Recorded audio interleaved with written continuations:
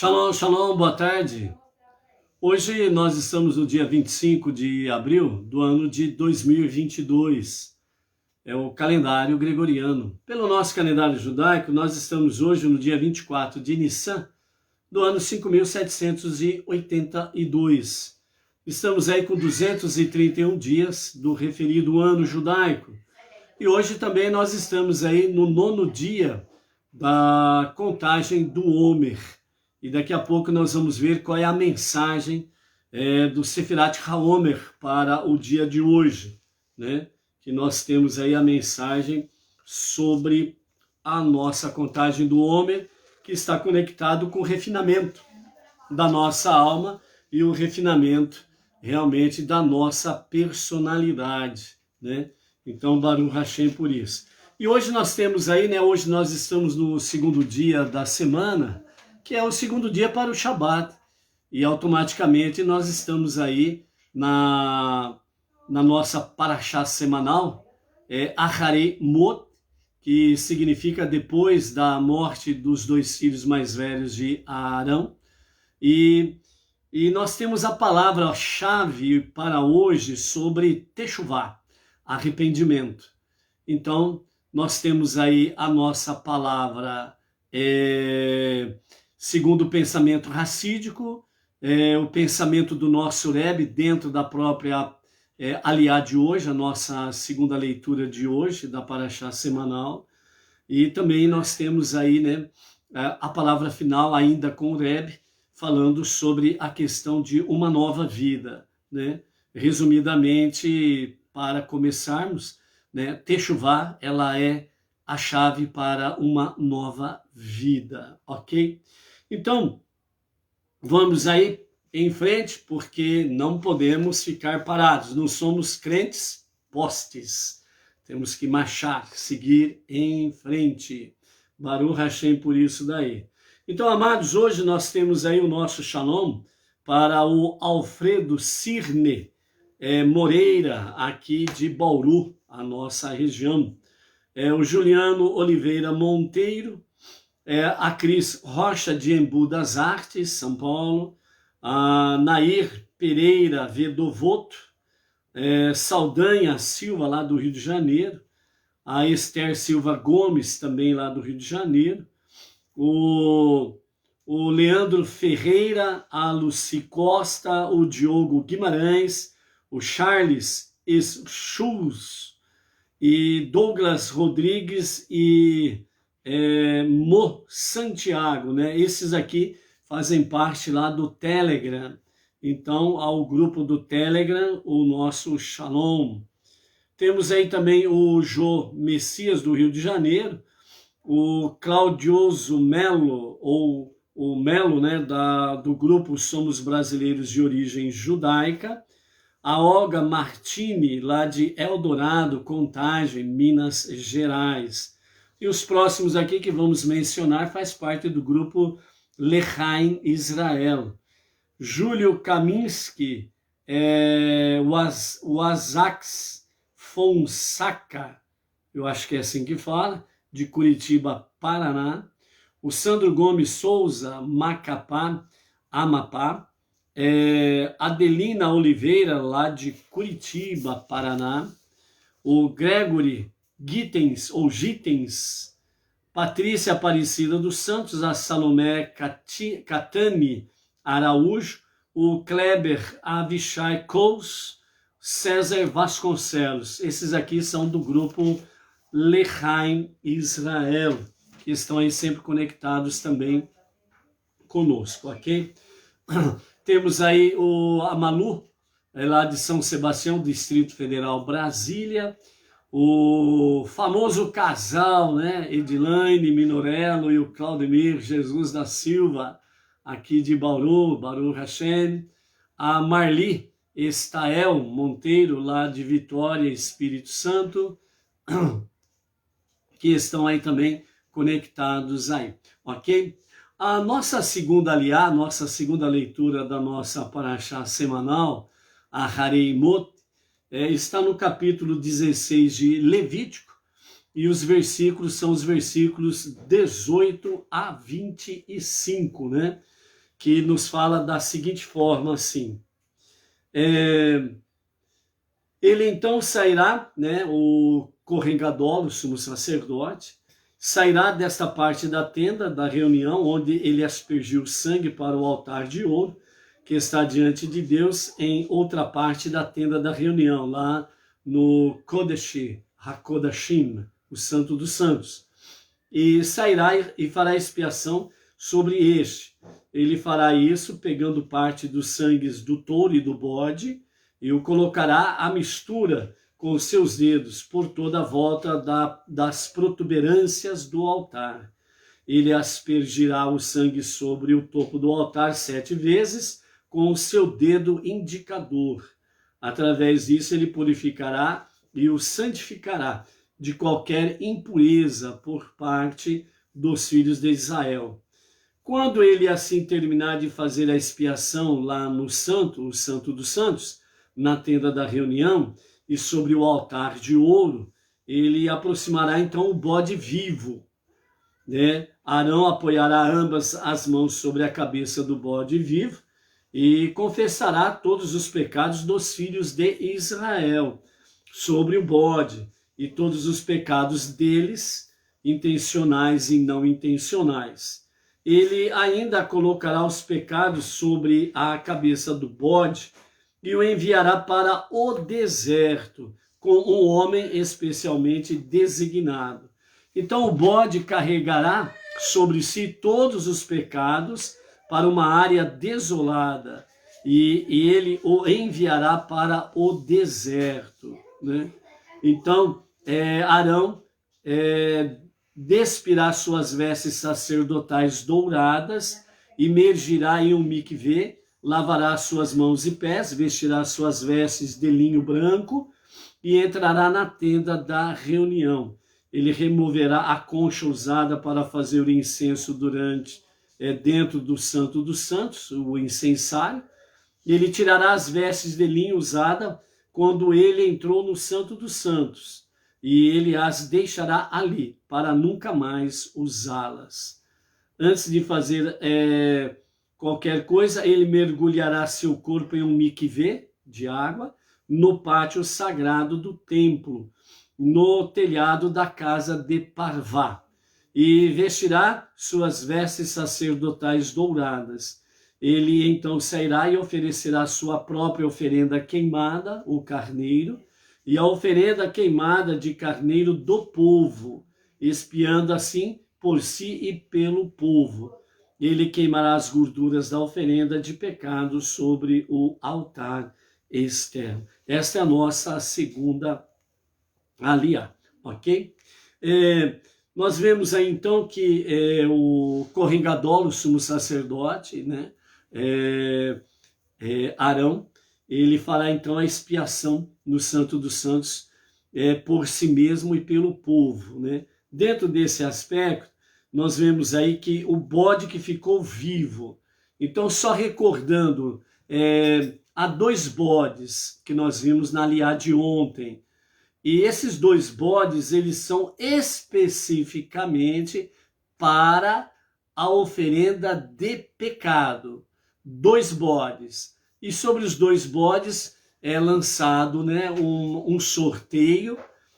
E esse sorteio tem 2 especificações.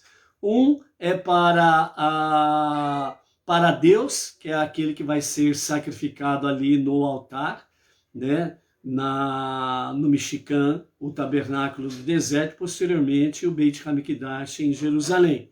E outro, o bode para Azazel, né?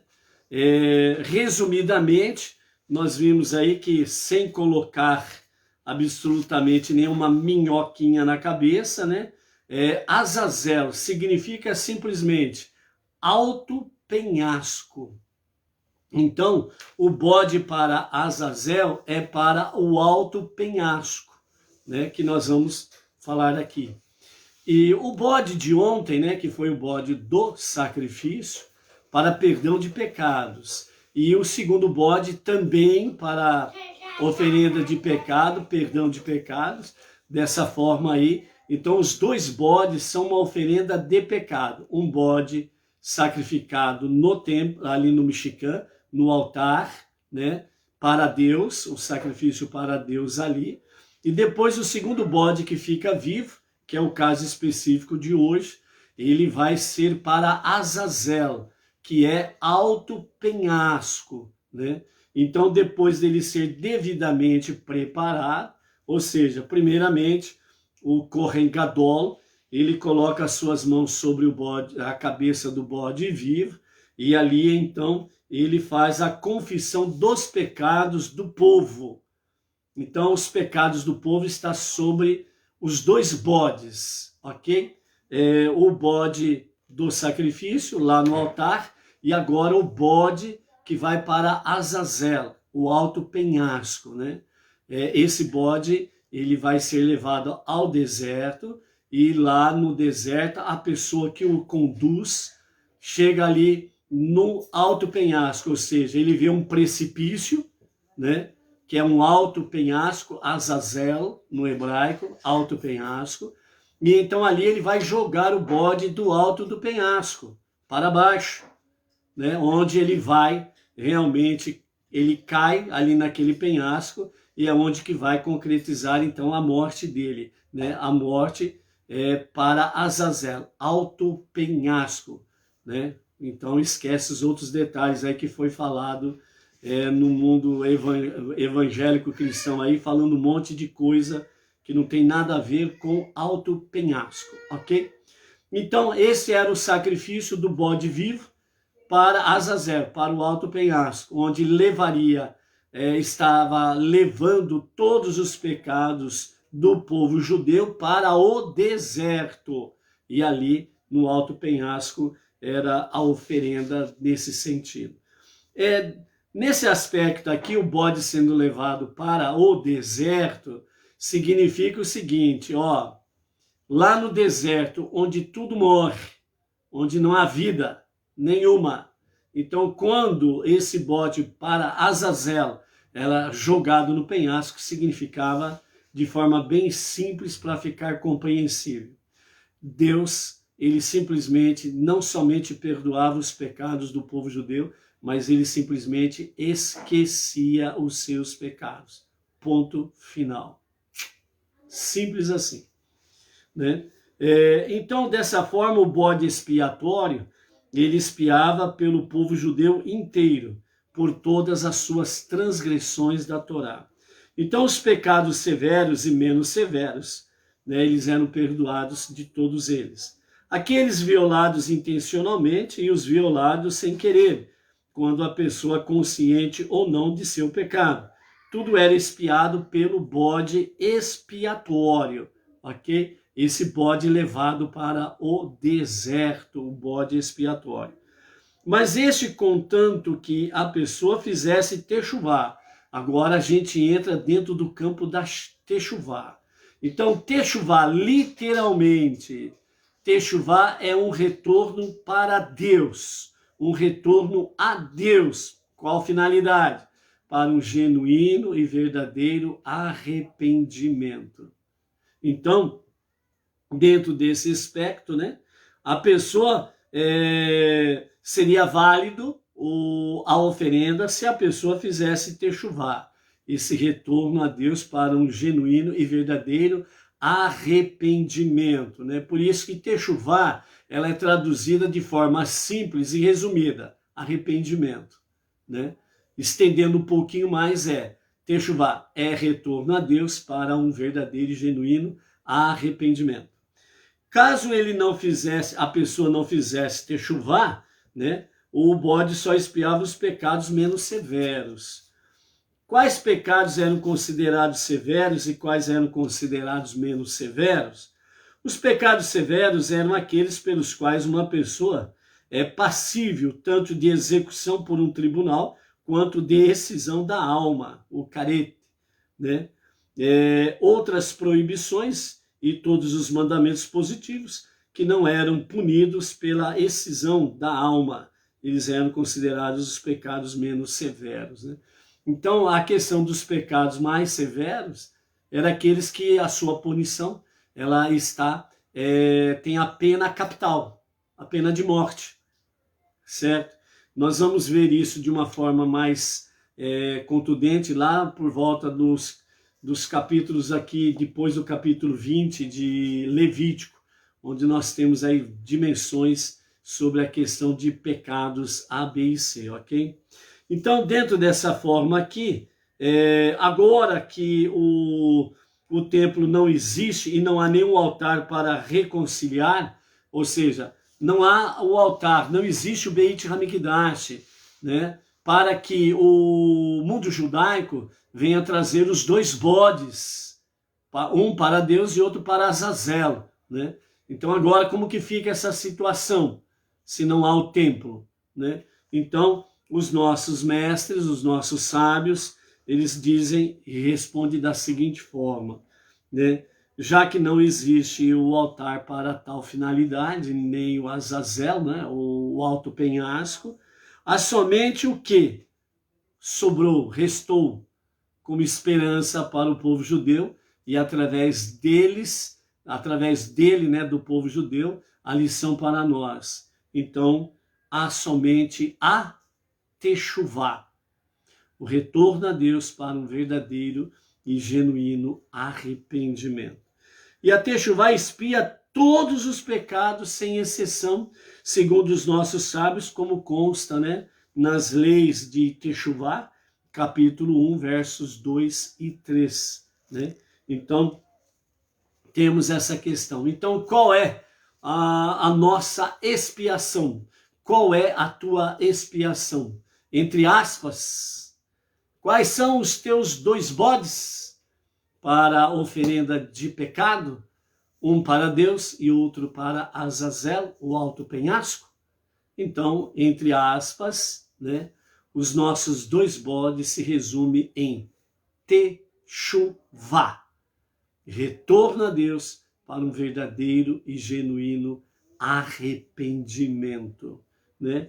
Então, dentro deste aspecto aí, dentro da contagem do Homer, que hoje até o pôr do sol nós estamos contando 9 dias do Homer, e para nós temos hoje, né, a refinação das nossas emoções, chamada de Gevurah Shebegevurah, ou seja, disciplina na disciplina.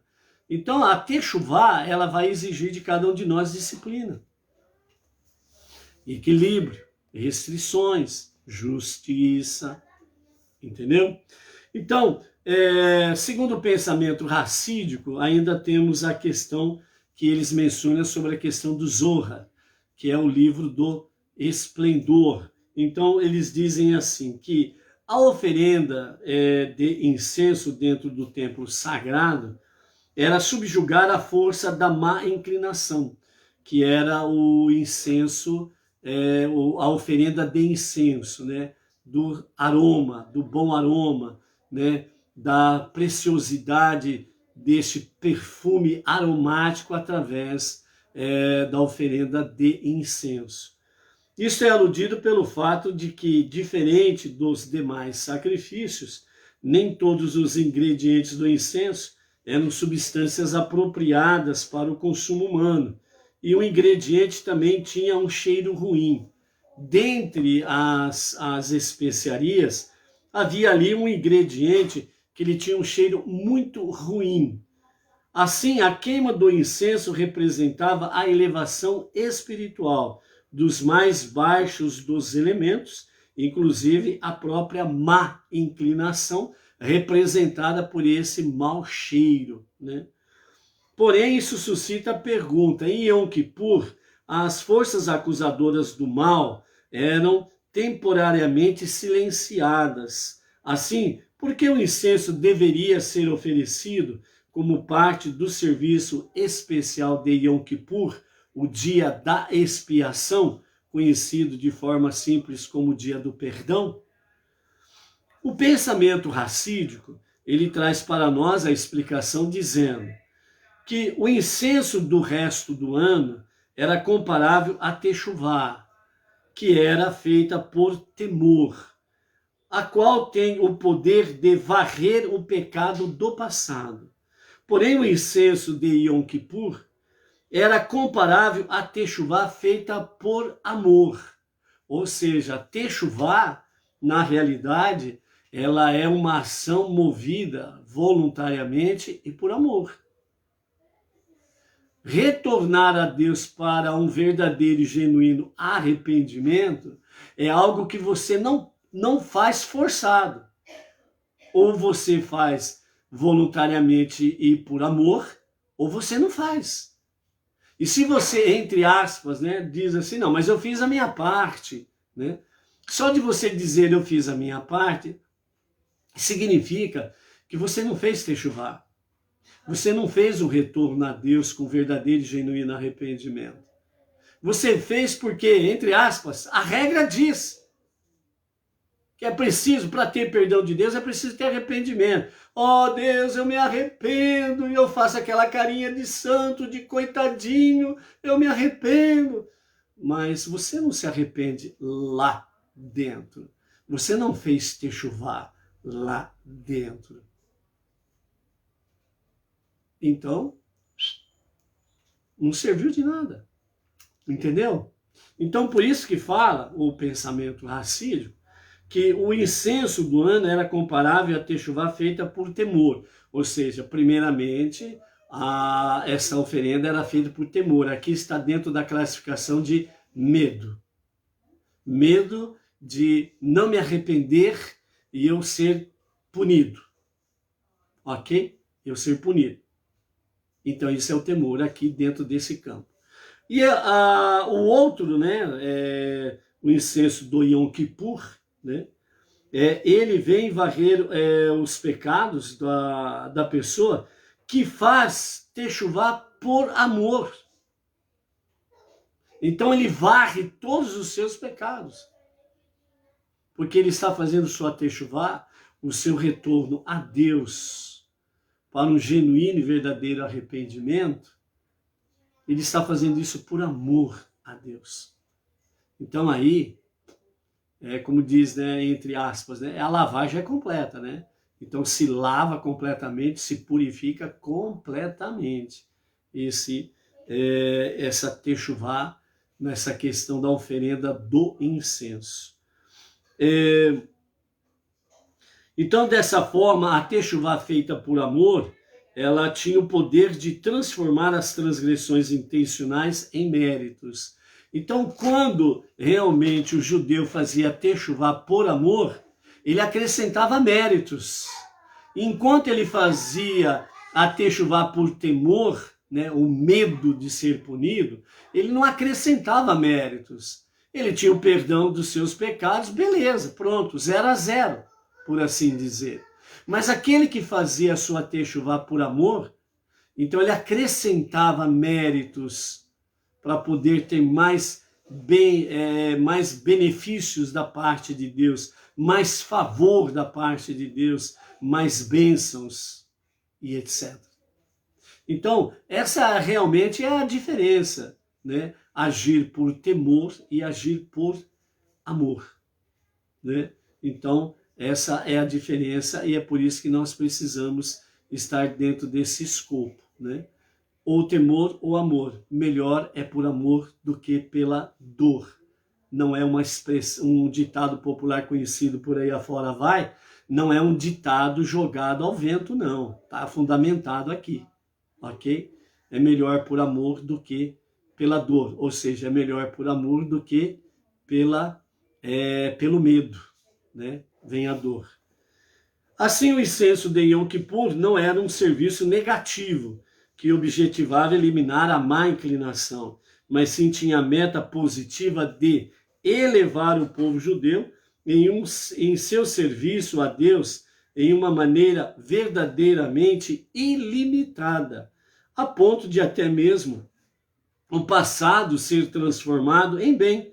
Por essa razão, o incenso era queimado especificamente dentro do Santo dos Santos, onde a infinitude absoluta de Deus se revelava ali, no Kadosh HaKodashim, o Santo dos Santos.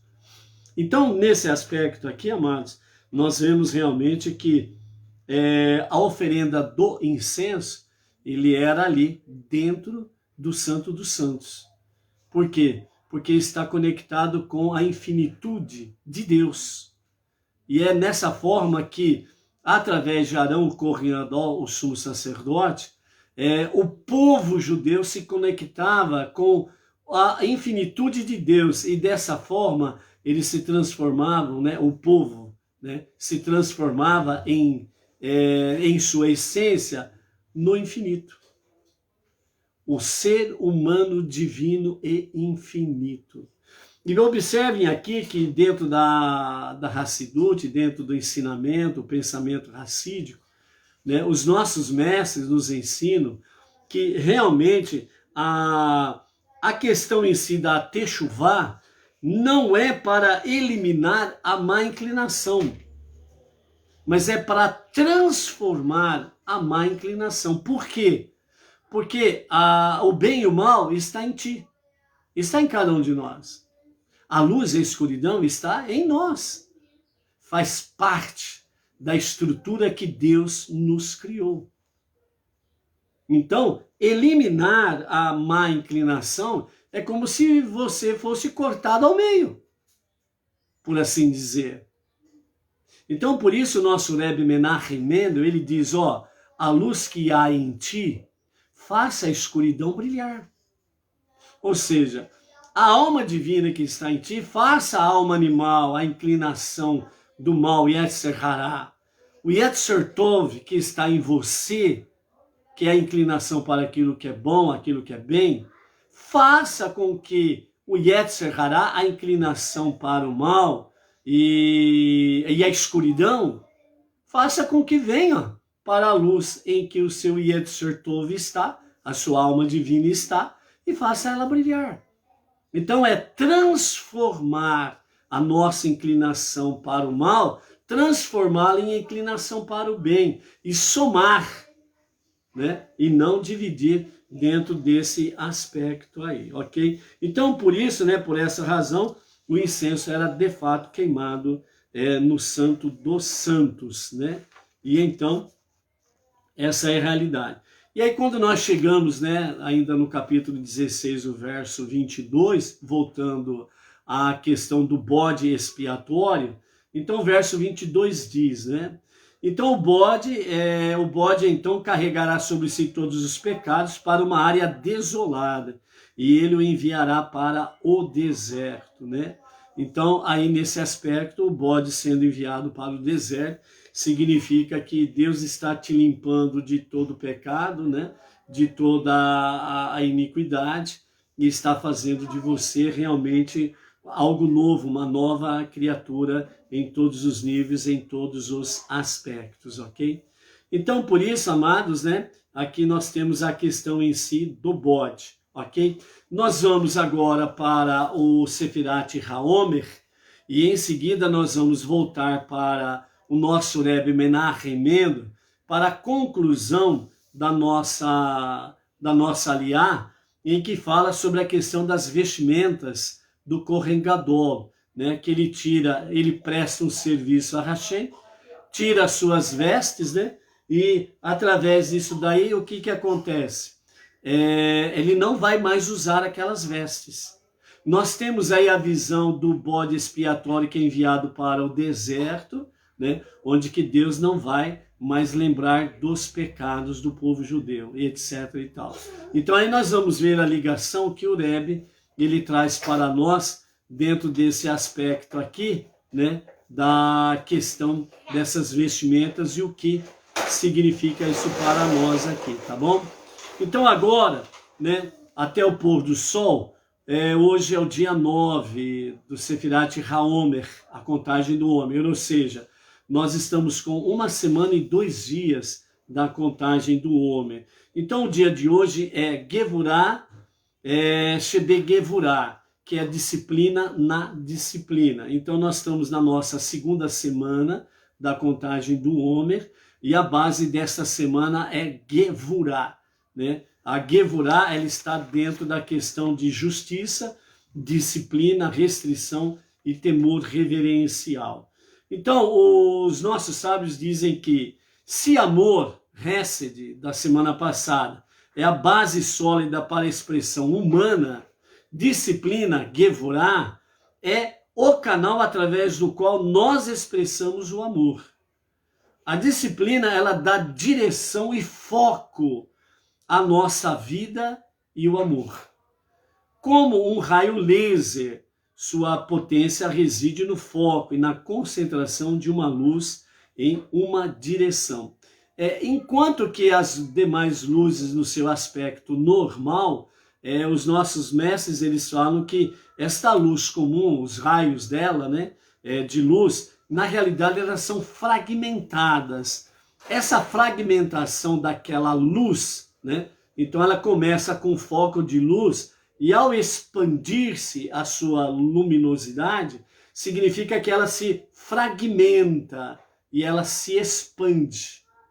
Enquanto que aqui está nos chamando a atenção sobre a questão de Gevorah, disciplina, fazendo uma relação dela com a questão do raio laser. O raio laser, ele não tem uma luminosidade que se espalha, ela mantém um foco. Então ela mantém o foco. Então é dentro desse sentido que os nossos sábios estão falando que se o amor, Hesed, é a base sólida para a expressão humana, Gevorah, disciplina, ela é o canal, então é um canal, então ela tem uma concentração, então é comparado ao raio laser, então é um foco, é uma concentração de luz que aponta para um foco, para um alvo. Então é nesse sentido que Gevorah, ela traz para nós essa mensagem durante a semana. Então Gevorah, que é disciplina e medida, concentra e direciona nossos esforços, nosso amor na direção apropriada.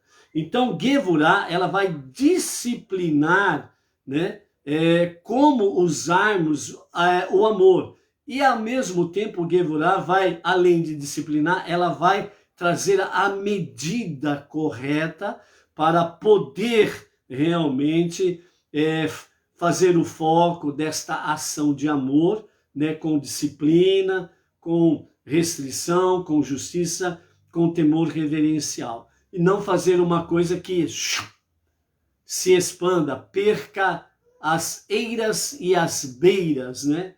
Ou seja, um amor desenfreado, sem medidas, sem freio e etc. e tal. E aí não dá um resultado positivo. Então, os nossos esforços dentro de Gevorah é nesse sentido. Então, Gevorah, no seu aspecto, é o respeito e a reverência. Então, Gevorah, ela vai nos trazer realmente um amor saudável, que requer respeito por aquele a quem se ama. Então, a primeira base, né, sólida é Hesed, o amor, que é de fato a base sólida para todas as expressões do ser humano. Então, é isso que precisa nortear realmente as expressões e as ações humanas, que é exatamente o quê? Um amor sólido, né? Um amor maduro, um amor que vai se repercutir pela eternidade. Por isso, é a base sólida, Hesed, o amor. E agora, com Gevorah, nesta semana, nós vamos para a disciplina. E dentro desse aspecto, então, Gevorah, né, ele vem com respeito e reverência, a disciplina.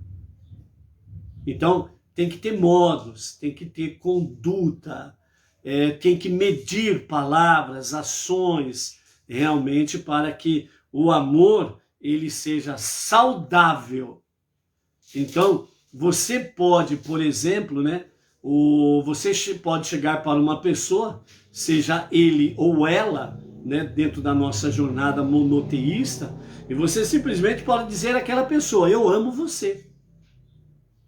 Se a sua conduta ela está dentro de Sefirat HaOmer, esse refinamento de emoções, personalidades da nossa alma, e você vive essa realidade, e quando você chega para uma pessoa, seja ele ou ela, e você diz, eu amo você, a pessoa e quem estiver nas proximidades vai entender tranquilamente que você está falando do amor maduro que perpetua pela a infinitude de Deus e que você, como servo ou serva, como emissário ou emissária de Deus, as pessoas vão entender que você está simplesmente não somente recebendo o amor de Deus, mas você está compartilhando o amor de Deus. É um amor saudável, sem segundas intenções e sem problemas negativos. Então, dá para se entender isso. E é dentro desse escopo que realmente o povo de Deus precisa. E quando foge a essa atmosfera, aí a coisa fica séria, aí a bagunça é geral. O que Deus tem para o seu povo, para nós, Bnei Noach, é um amor saudável que requer respeito por aquele a quem se ama. Então, se você ama, né, o teu próximo, você sempre vai viver um amor saudável com respeito. Isso é importante. Então, dentro desse escopo, que nós estamos hoje até o pôr do sol no 9º dia, uma semana e 2 dias na contagem do Homer, nós temos Gevurah, Shebe Gevurah, ou seja, a disciplina na disciplina. Então agora nós vamos aqui ver, né, aqueles questionamentos, aquelas perguntas que os nossos mestres trazem, que servem para a nossa reflexão, que diz assim, a Luciana Rodrigues, melhor dizendo, lá de Marília, Shalom, Shalom, Luciana, a Irani Braga de Mendonça, lá Nova Lima, Minas Gerais, né? Chegou mais alguém por aí? Dá um shalom aí, tá bom? Baruch Hashem. Então, disciplina na disciplina, examine o fator disciplina na disciplina. Então agora vem para você examinar esta realidade aí. Então diz assim os questionamentos. A minha disciplina é razoavelmente restringida ou é excessiva? Não podemos esquecer que tudo precisa ter equilíbrio, né? Uma disciplina rígida, excessiva, ela vai fazer com que as pessoas acabem se isolando e não tendo harmonia com o seu próximo. Tenho disciplina suficiente na minha vida e nas minhas interações? Então, você precisa ter disciplina na sua vida e nas interações, ou seja, nos seus relacionamentos sociais com as pessoas, no seu relacionamento espiritual, dentro da sua jornada monoteísta, no seu trabalho, na escola, familiar, etc, etc. Sou organizado? Disciplina exige organização. O meu tempo é usado eficientemente? Você precisa analisar isso. Porque tenho problemas com disciplina e o que posso fazer para melhorar? Eu reservo tempo a cada dia para uma avaliação pessoal da minha programação e das minhas conquistas? Tudo é disciplina. A minha disciplina inclui os outros 6 aspectos emocionais, sem os quais a disciplina não pode ser efetiva e saudável. Ou seja, todas as nossas emoções, elas precisam estar devidamente equilibradas, né? Durante essa semana, Bli Neder não é uma promessa, porque a gente fala não é uma promessa, porque a correria da vida é tanto que às vezes a gente acaba esquecendo alguns detalhes, ok? Então, Bli Neder não é uma promessa, mas nós vamos procurar trazer durante essa semana aqui a questão do que a Kabbalah fala sobre as questões dos aspectos emocionais dos seres humanos, né? Bli Neder, vamos tentar realmente trazer aqui nessa semana, ok? Então aqui para o exercício do dia, né, os nossos mestres dizem, faça um planejamento detalhado para ocupar o seu dia e no final do dia, veja se você conquistou o objetivo, né? Então, ou seja, né, amados, todos os dias nós precisamos ter objetivos, né? Trabalho, etc. e tal. E nós precisamos aí fazer com que haja realmente a questão de disciplina no nosso dia a dia. Baruch Hashem. E para finalizarmos, então, a nossa palavra do nosso Rebbe, né? Na aliá de hoje, trazendo para nós tanto uma somatória, né, da nossa aliá de hoje, a leitura de hoje, né, do capítulo 16 de Levítico, versos 18 a 25, onde nós temos aí a questão dos dois bodes, mais uma vez falamos sobre eles, né, e também sobre a questão da expiação, o bode expiatório, né, o bode para Azazel, para não ficar nenhuma dúvida para alguns distorcerem a verdade dos fatos, né, o bode para Azazel. Azazel significa alto penhasco, era o bode levado para o deserto, o bode expiatório, e nesse bode expiatório, quando a pessoa encontrava o alto penhasco, o bode era jogado lá para baixo, né?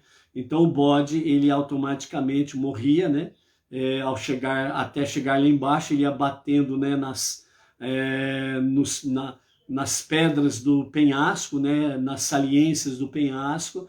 Quando chegava lá embaixo, já estava morto, literalmente falando.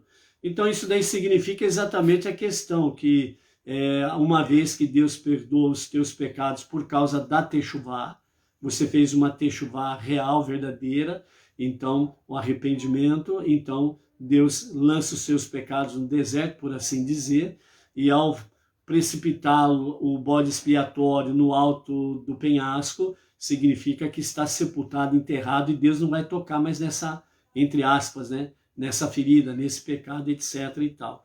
E agora aqui, dentro desse mesmo aspecto, somando todos os aprendizados aqui, o nosso Rebbe nos fala sobre a questão de ser uma nova pessoa, falando sobre a questão das vestimentas do Kohen Gadol. Então diz assim: as roupas de linho que eram vestidas pelo Kohen Gadol no Yom Kippur não deviam ser usadas nunca mais.